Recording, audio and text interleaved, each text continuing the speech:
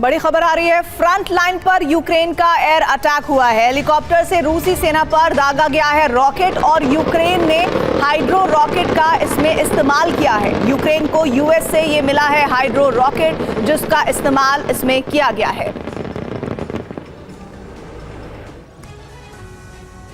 Ukraine ने रूस को एक बार फिर चौंकाया है। यूक्रेन की सीमा से करीब 7000 किलोमीटर दूर रूसी क्षेत्र में 2 धमाके हुए हैं। जहां धमाके हुए वो कोई आम जगह नहीं, बल्कि रूसी नौसेना का बहुत बड़ा ठिकाना है। यूक्रेन इतनी दूर हमला करने में ऐसे सक्षम हुआ, ये एक सवाल है। कुछ एक्सपर्ट्स दावा कर रहे हैं कि जापान और साउथ कोरिया ने यूक्रेन की मदद की, जबकि रूस खुद दावा कर रहा है कि धमाका कार के जरिए किया गया। जबकि दूसरी तरफ सर्बिया की हथियार फैक्ट्री में भी धमाका हुआ और इसीलिए माना जा रहा है कि दोनों देश अपने जासूसों के जरिए एक दूसरे को बड़ा नुकसान पहुंचाने की कोशिश में है। रूस के पूर्वी प्रांत में अचानक धमाके हुए। धमाके वाली जगह पर रूसी नेवी मौजूद थी।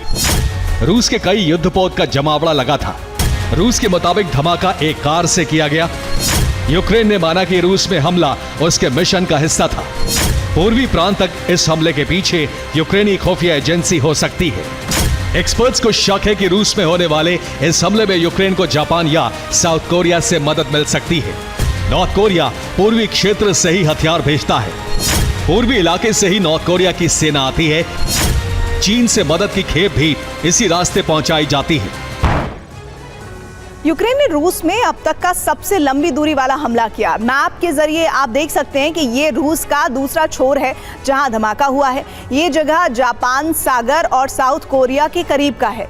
यूक्रेन की सीमा से इस जगह की दूरी जो है वो करीब 6000 किलोमीटर है। रूस का ये पूर्वी छोर है जहां धमाका हुआ है। रूस के प्रिमोर इलाके में रूसी नौसेना का ठिकाना है। यहाँ रूसी नेवी के युद्धपोत अभ्यास करते हैं। ये एक सुरक्षित जोन भी है जहाँ धमाका किया गया। रूस के मुताबिक यहाँ धमाके के लिए एक कार का इस्तेमाल किया गया। विस्फोट के तौर पर प्रोपेन गैस के सिलेंडर का इस्तेमाल किया गया। रूस ने दावा किया कि नेवी को इस धमाके से कोई नुकसान नहीं हुआ है। रूसी एजेंसियों ने एक और बड़े हमले को नाकाम किया। फोन की जांच में मॉस्को में हमले की साजिश का पता चला। कीव से जासूस को हमले के लिए निर्देश मिल रहे थे।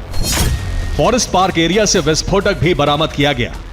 कुछ दिन पहले ही पुतिन ने इस कंपनी से नाराजगी जताई थी।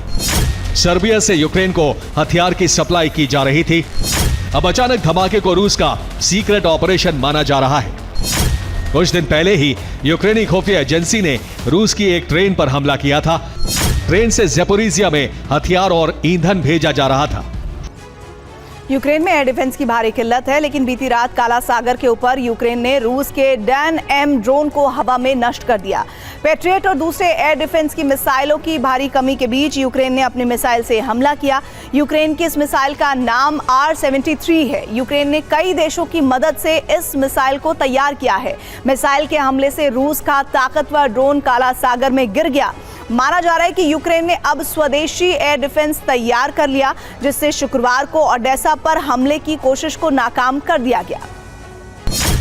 रूस को जवाब देने के लिए ब्रिटेन भी आर्कटिक में बेस बनाने जा रहा है।